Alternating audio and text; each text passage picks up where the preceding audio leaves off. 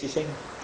Hola, ¿qué tal a todos en este jueves 3 de abril de 2014? Estamos en losperiodistas.com y como siempre, Arturo López. Juan, buenos días. Buenos días, Enad. Víctor, buenos días. ¿Qué tal? Buenos días. Ah, sí, 3 de abril, pensé que era 4. Sí, no, 3, Víctor Alarcón, efectivamente. Qué bonita panorámica, ¿no? Así es, y bueno, pues tenemos de fondo precisamente el puerto, el recinto portuario.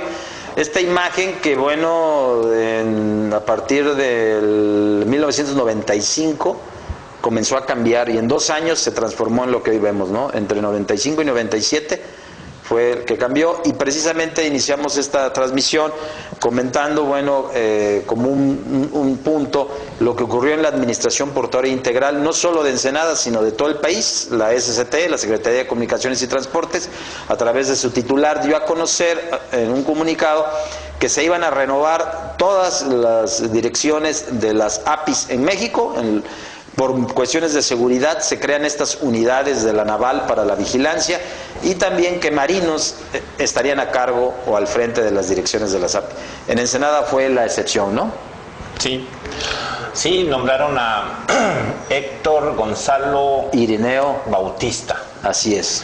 Él viene, bueno, según leí yo hoy en el periódico El Vigía, viene de Puerto Lázaro Cárdenas, Michoacán. Así es. Fíjate que ahí hay una...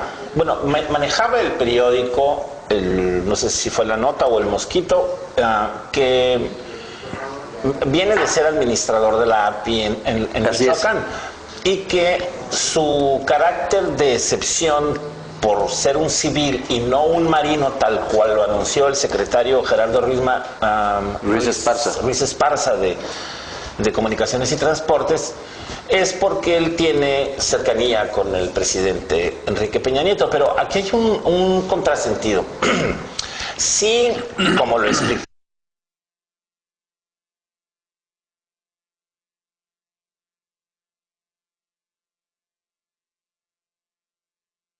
obedece al tema de la inseguridad, o mejor dicho, de la seguridad, para proveer de seguridad a los exportadores, a los importadores, a los usuarios del puerto.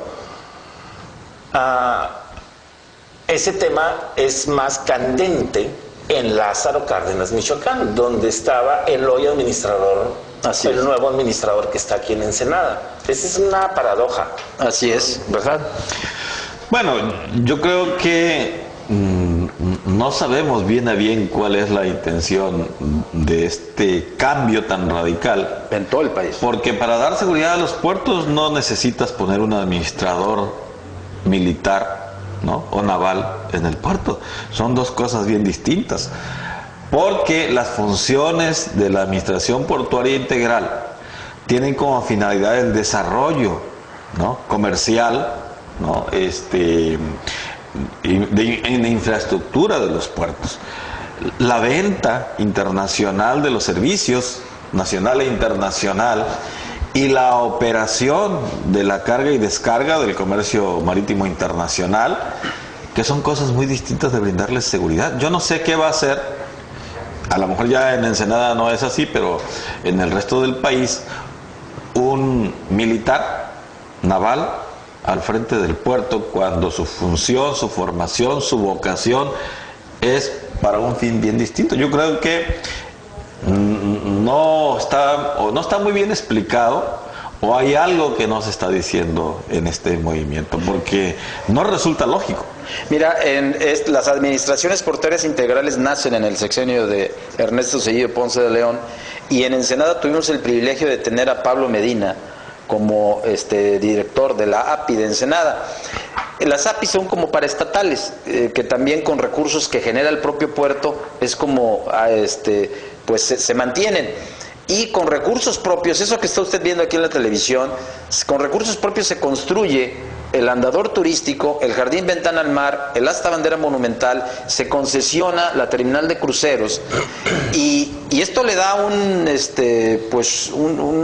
plus enorme a esa zona de donde estaba la antigua zona y región naval, que se trasladó unos cuantos metros más hacia el sur de la bahía.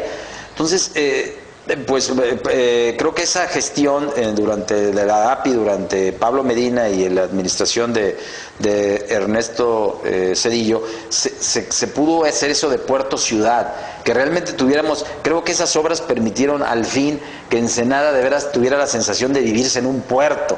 Ahí tenemos el andador y el jardín ventana al mar. Lo que sí me llama la atención es a qué papel van a jugar ahora las capitanías de puerto, ¿verdad? Que también están semimilitarizadas. Exactamente. Y bueno, hay puertos eminentemente pesqueros en el país, hay otros que son de carga, donde sí llega el ferrocarril, y hay otros puertos como el de Ensenada, que es más turístico, pero el del Sausal es más pesquero.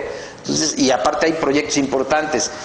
¿Qué va a ocurrir ahí? ¿Qué trato se le va a dar a los cruceros? En fin. Yo tengo una observación de eso. Y retomando la observación que hacía don Arturo de cuál es la vocación de las APIs. La vocación de las APIs es eso, internación y exportación de mercancías. ¿Cuál es entonces la militarización de las APIs? A ver, se supone que la seguridad de los puertos está dada con las capitanías de puerto. Son los proveedores de seguridad de los puertos. Sí. Además de la norma, de las reglas, del uso adecuado de las condiciones marítimas. La aplicación de la ley marítima internacional. Por ejemplo, y también su vocación de la Fuerza Naval Mexicana es la soberanía del país. Es cuidar la soberanía, la seguridad del país. Entonces, ¿cuál es la función?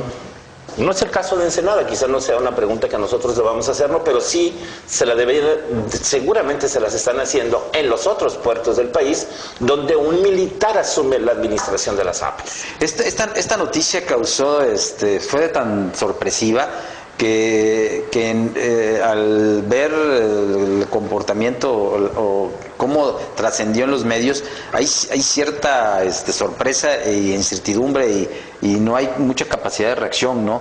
La Canaimpesca dice, bueno, está bien porque esto va a permitir que se disminuya la piratería, en fin, algunas otras cosas. A ver, entre el anuncio, por eso que dices, sí. Entre el anuncio y los cambios, ¿qué tiempo privó? 24 horas. Exactamente. Es más, dijo que eran 5 días para que sesionaran las APIs y al otro día ya teníamos nuevo administrador, ¿no? Ahora, yo les dejo aquí planteados. Producto del nativismo que prevalece en Baja California, y ustedes lo recordarán, cómo se demandaba que los delegados federales, había un viejo reclamo, que tuvieran arraigo, que fueran de aquí, que fueran ensenadenses, de Tijuana, de Mexicali, y resulta que esto se logró en parte a partir del sexenio de Fox, luego con con Felipe Calderón. Pero ni los gobernadores han sido de aquí. Así es. Precisamente. Pero bueno, o alguien con más arraigo, ¿no? Y de repente llega. Pero también, pues quien estaba no había manera de defender, ¿no? Sí, sí. O sea, hay que decirlo así.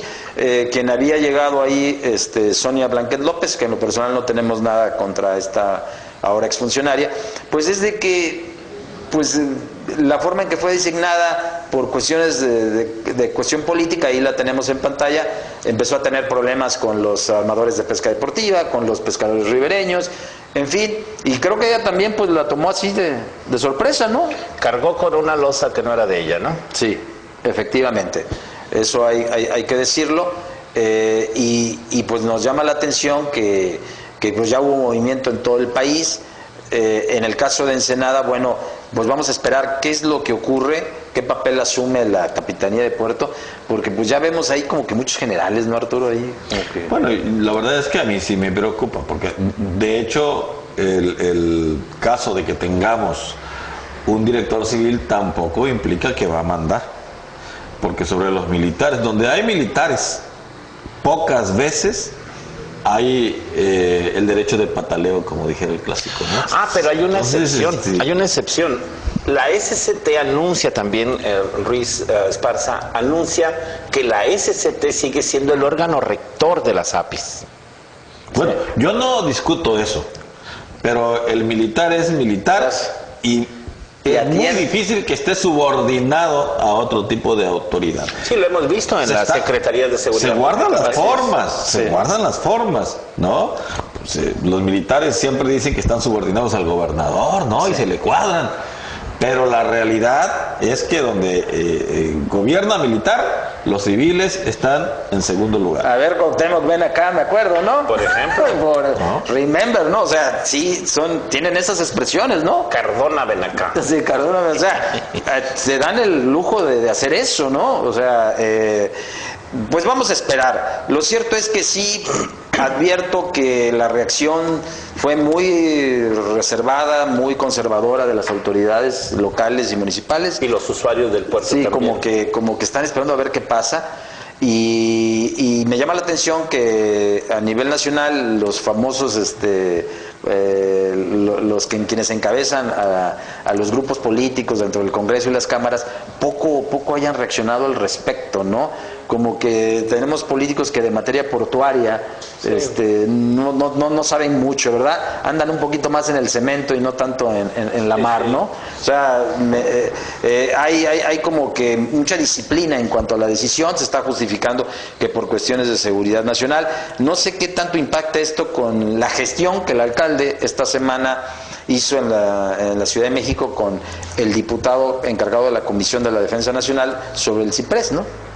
Que ahora Yo creo que son dos cosas distintas. Sí. Mira, a mí me preocupa muchísimo. Mira, en principio, los militares no admiten mucha discusión, por lo tanto sus órdenes tienen que ser muy fundadas, ¿no? Muy valoradas, muy certeras, porque ellos obedecen. Porque sí, y además hacen que los demás obedezcan, ¿no? El que está en medio obedece al de arriba y no permite que sus subordinados desobedezcan. Ahora imagínate que vayamos o tengamos una alta seguridad, okay, vamos a conceder el beneficio de la duda, que yo no tengo reservas en ese sentido, pues porque los militares cuando se aplican y ahí no veo yo mayor problema. Pero el tema no es ese, el tema es que en el puerto trabajan personas civiles. El trabajo de promoción, ¿quién lo va a hacer? ¿Bajo qué criterios? ¿Bajo qué fundamentos? ¿Bajo qué instrucciones? ¿Bajo qué visión? ¿No? Eso es importante verlo. Yo creo que bien se pudo haber incrementado la seguridad en los puertos sin necesidad de quitarle esa imagen civil amable de promoción, ¿no? De negociación hacia el exterior, porque se requiere de mucha sensibilidad. Aparte, en los puertos no solamente son para que entre y salga carga, hay personas, hay pescadores, hay comerciantes, hay turismo, ¿no? Hay visitantes, hay muchas cosas que cuidar. Sí, pero bueno, no va a ser el caso de Ensenada, ¿no? Ensenada es un civil y ahorita vamos a una pausa y regresamos con el tema.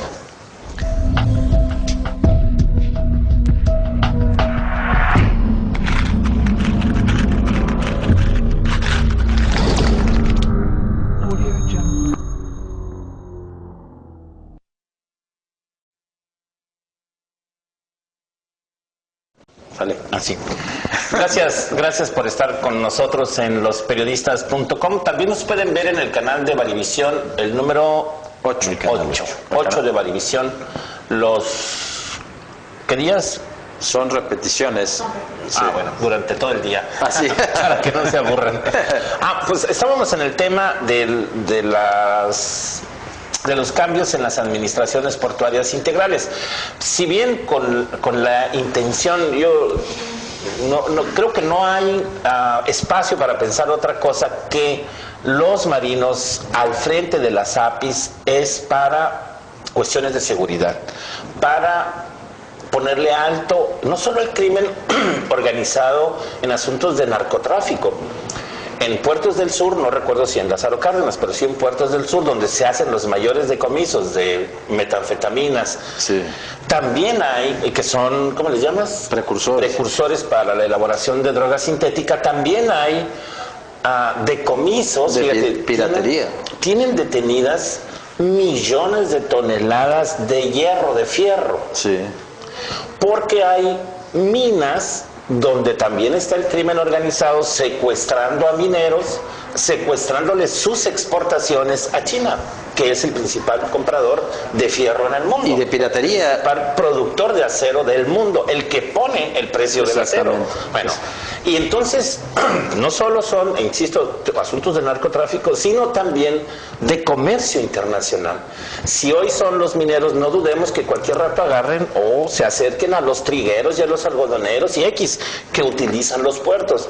Por eso me parece que es un escalamiento en la lucha contra el crimen organizado a través de tener control de los puertos.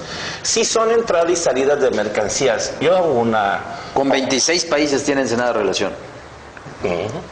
Una pregunta. Así como en los puertos hay importación y exportación de mercancías o tráfico de mercancías, es decir, tránsito, para que no se oiga tan feo, entonces no tardan las aduanas en militarizarse, porque también por ahí hay tránsito de mercancías. Segundo paso. ¿Verdad? Sí, Es de esperarse. Sí. Si la medida es... ¿Cómo se dará esta convivencia entre el administrador de la API, que en este caso de Ensenada sí es un civil, no es un marino, entre las unidades de vigilancia, una PROP, o no sé cómo les pusieron, que va a estar a cargo de la segunda zona y región naval, muy cerca ahí, entre aduana? O sea, ahí son tres figuras con diferentes competencias. Así es. Y la convivencia entre ellos, o sea, claro. ¿quién es la cabeza normativa de todos? Es lo que tú decías, ahí sí me preocupa. Bueno, y hay inversión privada operando en el puerto. ¿No? Claro.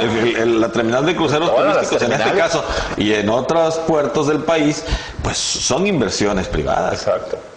¿Cómo les irá a ir a nuestros amigos los pescadores ribereños, a los armadores de pesca deportiva, a los usuarios del puerto que no estaban tan regulados, pues? Que aquellos que de alguna forma se acostumbraron a los usos y costumbres, ¿verdad? ¿Verdad? Pues sí, ¿no? Donde no había tanta restricción, ¿qué va a pasar ahí, pues? Hay otros puertos, los aeropuertos. Que esa es otra. El plan está en que por fin la pista del Ciprés va a tener ahí unos metros cuadrados para tener una terminal civil, para separarnos un poquito de lo que tú dices, Arturo, de que pues el que manda va, pues son las Fuerzas Armadas, y en este caso, pues esperemos que la medida se pueda asimilar. Creo que está en ese proceso de asimilación que les está cayendo el 20, porque a la hora de que quién va a mandar, Capitanía de Puerto, el director del API o el de aduanas. Fíjate que ya me ¿Habrá que emparejarlos a los tres? ya me está preocupando algo. Llevar a esa escala la militarización de la lucha contra el crimen organizado se parece a una lucha por soberanía, donde el Estado está en riesgo, pues. Sí, puede tener esa lectura, efectivamente, en el sentido de que ya puedes tú calificar a los puertos como una área estratégica, ¿no? Sí. Así como se considera la industria petrolera o donde se genera energía eléctrica, que de repente es lo que más salvaguardas. Como en tiempos de guerra, los puertos son los principales puntos donde se establecen las bases militares para la defensa, pues. Aquí estuvo Lázaro Cárdenas en una época de guerra, pues.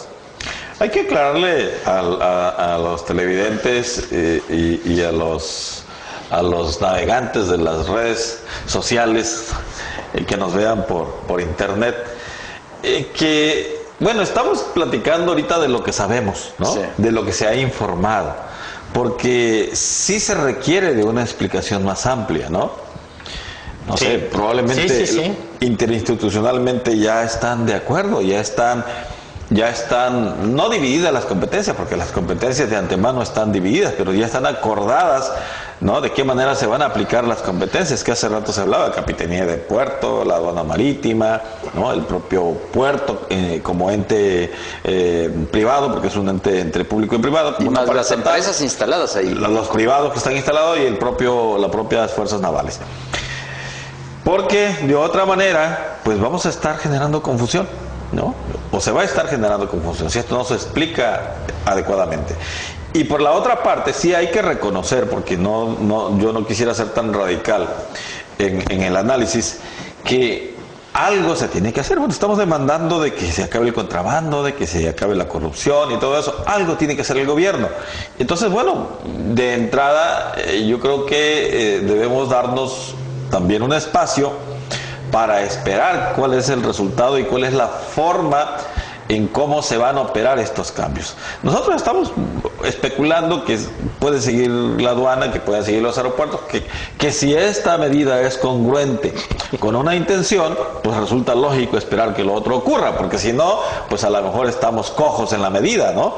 O en la aplicación, y lo único que estamos generando es confusión en una parte del movimiento comercial internacional. Entonces, yo creo que sí debemos esperar mayor información, ojalá y la autoridad lo haga, porque es importante para la tranquilidad y certidumbre de la población, del comercio internacional, para que las inversiones y el movimiento comercial pueda continuar, porque eso es economía, eso puede favorecer a la ciudadanía o nos puede perjudicar como sociedad, porque bueno, de ahí depende mucho la economía de las familias.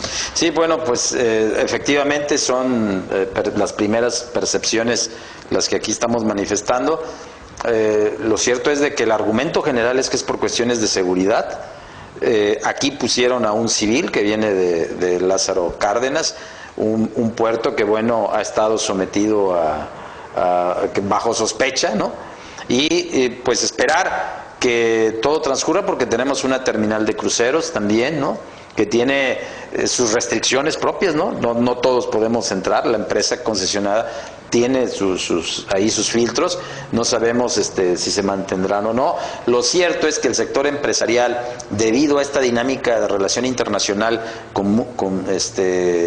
ser un puerto de carga y descarga, de repente, y por la cercanía con Estados Unidos, siempre han solicitado mayor flexibilidad y mayor simplificación. Esperemos que esto de veras contribuya y no venga a ser un elemento más restrictivo, pues, de que ahora otro trámite más que cancele posibilidades de competencia a un recinto portuario que de por sí pues es pequeño, ¿verdad?, que le falta mucho, y que de repente pues ahí tenemos ahí a la aduana y pues ya quisiéramos ver más grúas, ¿no?, gigantes de pórtico ahí, ¿no? Eso es lo que de alguna forma creo que preocupa, y esperemos, bueno, que la primera impresión que causó con los reporteros, quiero decir que cubrieron pues cuando asumía el cargo el nuevo director de la API, es que fue muy amable, que dejó entrar a todos, que fue muy abierto, que incluso los dejó entrar a donde nunca antes había estado la prensa, ¿verdad? Y pues fue un trato distinto, ¿no? Fue amable. Buen síntoma. Ese es un buen síntoma, claro, pues claro, también hay que decirlo, ¿no? Por favor. Y esperemos de que, bueno, pues independientemente de por qué fue él, bueno, pues... Pero no se trata de cómo nos traten a los reporteros, ¿eh? Así es. A final de cuentas, no se trata de qué efectos tenga en la comunidad, en la economía del estado, porque el puerto es de Baja California, está en Ensenada. Así es. Pero es un puerto. Y se supone estado que en el consejo de la API tiene silla el presidente municipal. Por cierto, fíjate que ese tema, que es otro tema, respecto de la ubicación del puerto de Ensenada, único en el litoral de más de 1.500 kilómetros sí, de costa en el Pacífico. El puerto de Ensenada, su característica vinícola y otros, el asunto tecnológico de innovación y de la comunidad científica local, la parte agrícola de la región Ensenada, son valores que se insertan en la dinámica económica del Estado como valores preponderantes o valores más importantes. Y eso ubica a Ensenada estratégicamente en el desarrollo del Estado. De ahí la importancia del puerto. Yo tenía una pregunta. Ustedes saben en la parte legal el dominio, la jurisdicción de la API, ¿a dónde llega? Por ejemplo, me hago la pregunta porque hay un proyecto de ampliación del bulevar costero. Sí, llega hasta allá. Hay terrenos que querían bardear, ¿no? Sí, digo, sí. Pero nada más ahí donde pusieron unos tubitos previo al carnaval, ¿no? La continuación del bulevar costero seguramente implicará lo mismo. Exacto. Sí, esa es la importancia entonces de tener, como mencionaban ustedes ahorita, de tener más sólida, más firme, la cercanía, el sentido de pertenencia de puerto con ciudad. Esa es toda la importancia. Bueno, después de esta reflexión nos vamos a una pausa y regresamos.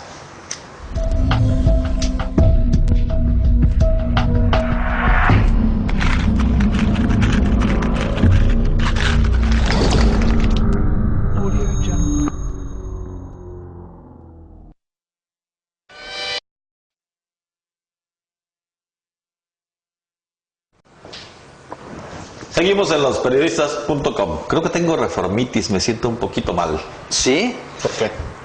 Bueno, estamos entrando a un periodo de discusión sobre nuevas reformas políticas, ¿no? Modificaciones a la ley para entrar, digamos que en un proceso de discusión de nuevas reformas.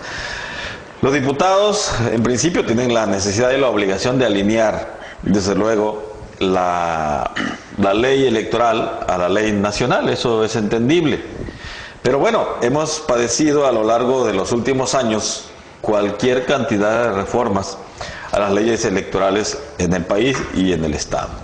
Sin embargo, bueno, también hemos sido testigos de que esas reformas en realidad no han obedecido a los anhelos de la población, no han contribuido de manera sustancial al perfeccionamiento de la democracia, una democracia real en donde las personas puedan elegir a sus representantes y a sus gobernantes a partir de lo que cada uno quisiera. Finalmente, somos electores, la democracia está hecha es un proceso de legitimación de imposiciones que los partidos, primero, que los integran unas minorías, que los grupos dentro de los partidos, en segundo, que los integran otras minorías aún más pequeñas, ¿verdad?, que nos presentan un catálogo de candidatos a los que tenemos que elegir y legitimar. Bueno, ante ese panorama estamos.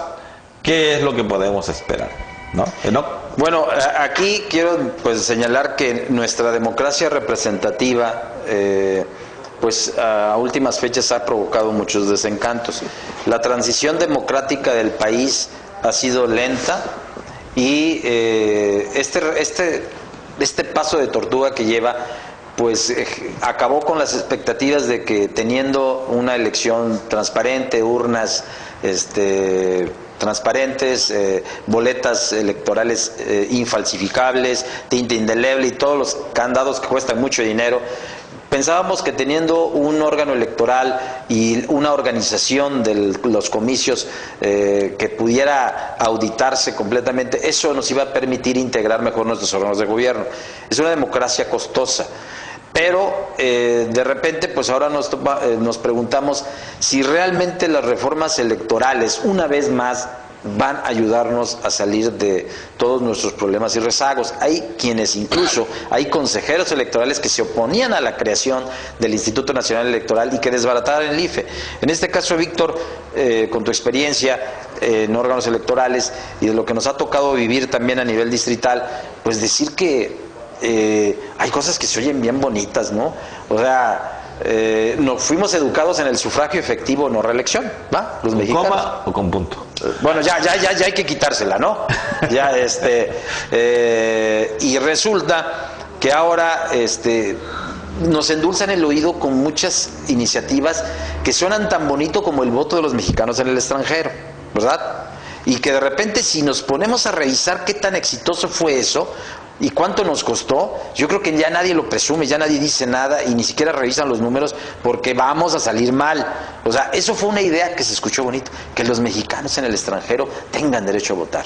Bueno, yo me preguntaría, ¿se vale votar sin asumir las consecuencias del voto? Esa es otra que ahí se las dejo. Pero, Víctor, así más o menos sintetizando, revocación de mandato, reelección, que se elijan los regidores de manera directa, el síndico, una serie de figuras realmente, o sea, realmente cuántas de esas que hoy se oyen bonito, empatar las elecciones, pero cuáles de veras hacen falta, pues. Pues la pregunta que nos hacemos es, si nos la hacíamos en el programa anterior, es si los procesos de elección o procesos democráticos o nuestro sistema de instituciones democráticas son proveedoras de felicidad. Por cierto, la columna de don Arturo López Juan en Frontera es justamente el tema, ¿no? De la felicidad de las personas. Pero vámonos a la otra punta de la interpretación de la pregunta. ¿Nuestro sistema de elecciones o nuestro sistema democrático es causa de nuestros problemas? Yo digo que no. Mira, yo sostengo una teoría, bueno, me gusta mucho una expresión que dice que para que podamos construir un puente necesitamos un río. Para poder transformar IFE a INE, lo platicamos en el programa pasado, necesitábamos que el IFE hubiese mostrado debilidad, fragilidad, interferencia, etcétera. Pero resulta que el IFE tiene el 70% de la confianza de los ciudadanos, pero lo matamos. Lo destruyeron el IFE para crear un quién sabe qué, un INE con facultades intervencionistas en los procesos electorales locales de los 32 y estados. el PAN es el que propone eso, y el PAN fue el que propuso en Baja California 25 años antes la ciudadanización de los órganos electorales y de que fueran los estados los que tuvieran autonomía. Exactamente. La descentralización. Y ese mismo partido ahora va al revés. Que alguien me lo explique, ¿no? Y es que, fíjate, es que partimos de cuestiones tan elementales como ¿cómo se integra la República? Por 32 estados. Cada estado es autónomo, soberano, libre para elegir a sus autoridades. ¿Cómo los mandas con un órgano centralista de la federación, entre comillas, para que elija a tus autoridades? No. O sea, no tiene sentido, pues. Por todo lo demás, yo déjame hacer la precisión. Yo entré a conocer de los procesos electorales inspirado por tu experiencia, por todo lo que tú nos platicabas cuando nos tocó trabajar juntos a los tres. Y ahí vine a comprender que una cosa es la realidad y otra es la aspiración, la teoría de lo que debieran de ser los procesos electorales. Hoy en esas propuestas, para no abundar en todas las demás, pero en esas propuestas se anuncia la fiscalización del gasto público de los partidos políticos en tiempo real. En campaña. Por Dios. Imposible. Y bueno, a menos que crean, que se cree un mega organismo tipo paramilitar o policíaco que estés dándole seguimiento a los movimientos bancarios, a los pagos en efectivo, a las cuadrillas en la calle, a las aportaciones privadas, los comercios.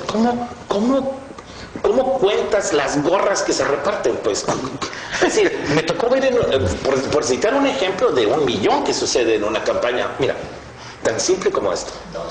El proceso de transparencia debe iniciar desde el gobierno, que es desde donde se patrocinan los partidos, según qué gobierno. Por eso casi siempre repite partido gobernante, porque la bolsita sale por abajo. O sea, si el gobierno del estado, el municipio o la federación le entrega la gasolina a sus trabajadores o funcionarios a través de esos gasocheck, por ejemplo, no tiene seguimiento el gasocheck. No tiene seguimiento. Igual se lo doy a una cuadrilla, a un militante o me compro representantes de casilla, que es otra manera de sacarle la vuelta a la legalidad de los procesos. Pues te compran los funcionarios, te compran los representantes, se le meten por abajo. En los propios comités de radio y televisión, tú pones 2 consejeros alineados contra otro y son 2-1 y no entran las impugnaciones por propaganda negra, por ejemplo. ¿Qué ha pasado? O sea, hay 1000 maneras de sacarle la vuelta a la legalidad. Por eso yo digo, más vale un esfuerzo auténtico, un compromiso verdadero de quien sea diputado, que son quien hace el marco jurídico, quien sea diputado, para que existan normas mínimas que puedan aceptar todos los competidores. Al final el proceso electoral es para que los competidores tengan normas mínimas de aceptación de los resultados, ¿no? Por lo menos entre ellos. A los ciudadanos, créeme, no nos ven la cara, pues. Mira, es la política del tío Lolo, y ahorita la vamos a platicar después de este corte. Regresamos, no se vaya.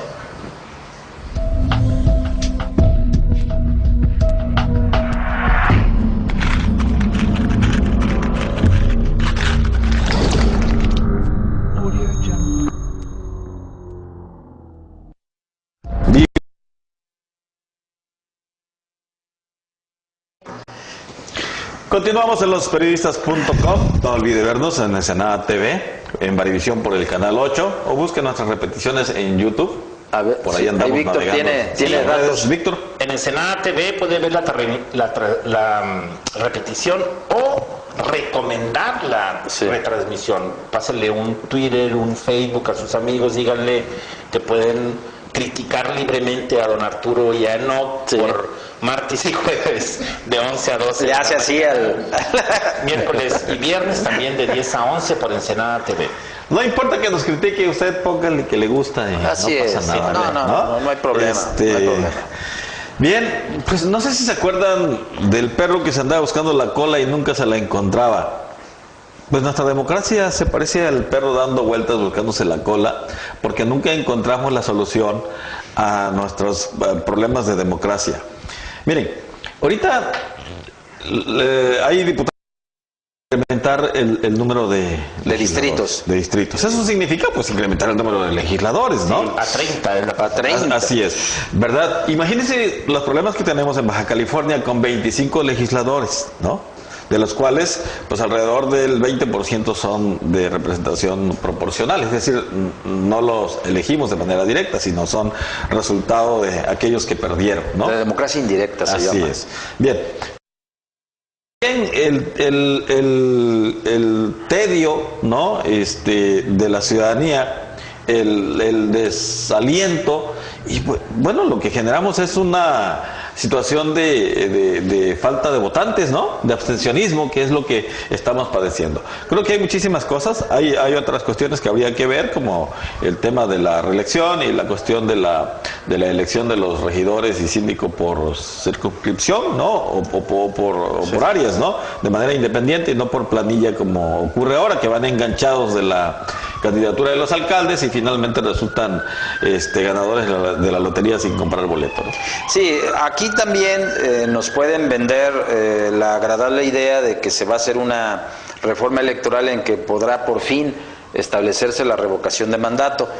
Yo recuerdo eso que don Héctor Terán, en paz descanse, en sus 100 compromisos de campaña, en aquel famoso librito azul, estaba la revocación de mandato. Desgraciadamente le tocó una legislatura con mayoría de su partido, fallece don Héctor y luego los legisladores dicen, es que bueno, era una buena propuesta, pero en este momento no hay condiciones, ¿no? Entonces la ley secundaria nunca aparece. Tenemos iniciativa ciudadana, supuestamente candidaturas independientes, pero realmente como no hay una legislación secundaria que realmente lo permita, pues entonces se legisla para lo imposible, pero se oye bonito. Y pensamos que con una receta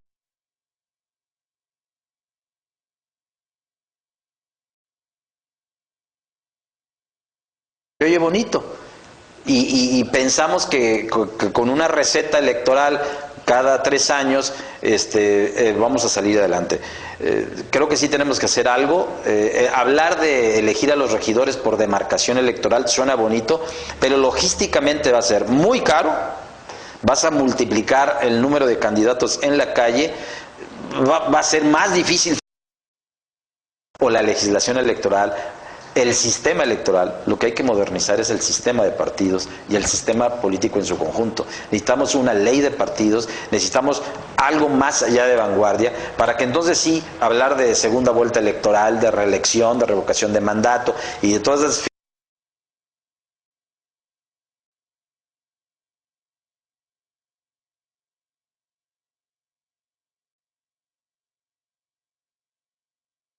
Tiene que ver con la tendencia de la opinión pública que se manifiesta en redes, en comentarios en los periódicos, en los portales, y respecto de qué perspectiva tenemos de la representación del Congreso, porque también el gobernador, los alcaldes también tienen su representación. De hecho, hay hasta una especie de disputa entre quién representa a la sociedad más uno que otro, ¿no? Incluso llegan hasta a contar los votos, ¿no? ¿Quién sacó más votos que otro? Miren, para tratar de resumirlo de alguna manera. Mucho dinero, ¿verdad?, en su ejecución, y de repente pensamos, bueno, hay quien desde la oposición dicen, es que esta democracia representativa no sirve porque es costosa y lo que genera no da resultados. Y como yo creo en ti, y aquel cree en él, y el otro cree en mí, entonces esa lucha no deja a nadie vivo, no deja a nadie parado. Todos están muertos en el campo de batalla, y así moribundos se ponen a administrar lo que queda de eso, pues. Eso es lo que está pasando. Bueno, en algo que yo, bueno, no, de las muchas cosas que coincido, Víctor, es en que sí se requiere el compromiso, no solamente de los diputados, sino de los políticos. Un compromiso para hacer su trabajo, para hacerlo bien, para hacerlo con honestidad, para cumplir con lo que tienen que cumplir. Las consecuencias vienen después, les va a ir bien si actúan bien, eso no me cabe duda. Y así es como debiera ser. Yo creo que los políticos deben ser gente profesional, inteligente y aspirar a más, me queda perfectamente claro. Y auténtica, claro.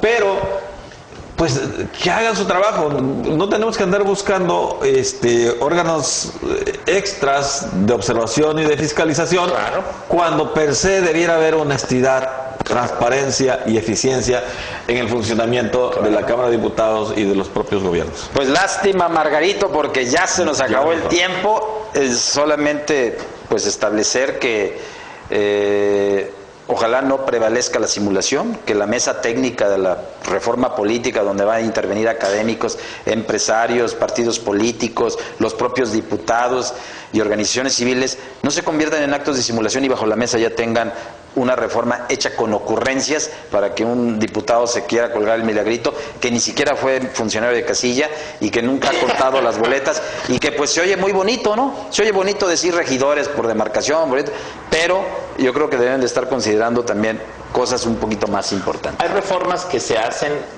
para privilegiar el esquema actual de una legislatura y resulta que a la siguiente legislatura cambia el dominio o el predominio de la mayoría y aquello que reformaron se te vuelve en contra.